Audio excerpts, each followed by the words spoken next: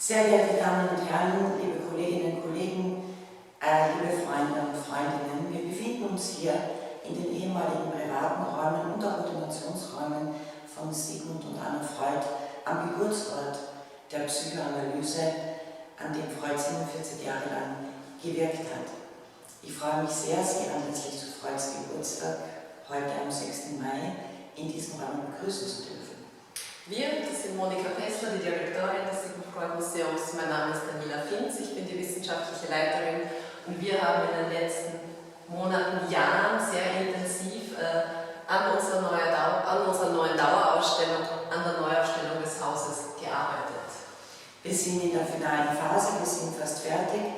Die Corona-Krise hat uns natürlich wie alle Kulturinstitutionen etwas zurückgeworfen und trotzdem hoffen wir im Spätsommer eröffnen zu können mit wunderbar renovierten Räumen, mit der Dauerausstellung, die das Leben und Werk Freuds, und da spielt auch dann die bildende Kunst eine große Rolle, auf eine ganz besondere Art und Weise Ihnen und der internationalen Öffentlichkeit wieder präsentieren wird.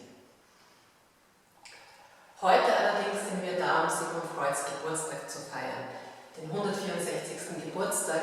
Geburtstage haben bei der Familie Freud eine große Rolle gespielt, wurden eingehend gefeiert, das wissen wir aus den Briefen, die überliefert sind.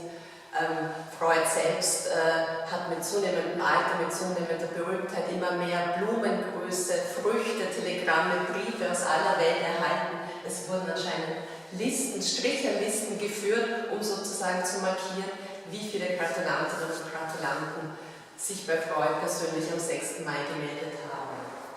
In diesem Zusammenhang gibt es auch die Tradition der Sigmund Freud Vorlesung, die jährlich am 6. Mai zu seinem Geburtstag gefeiert wird. Das ist eine Tradition, die weit zurückreicht. Wir hätten in diesem Jahr die 47. Vorlesung am 6. Mai heute gefeiert. Leider ist es nicht möglich. Aufgrund der aktuellen Ereignisse und der Corona-Krise möchten wir diese Veranstaltung in den Herbst verschieben.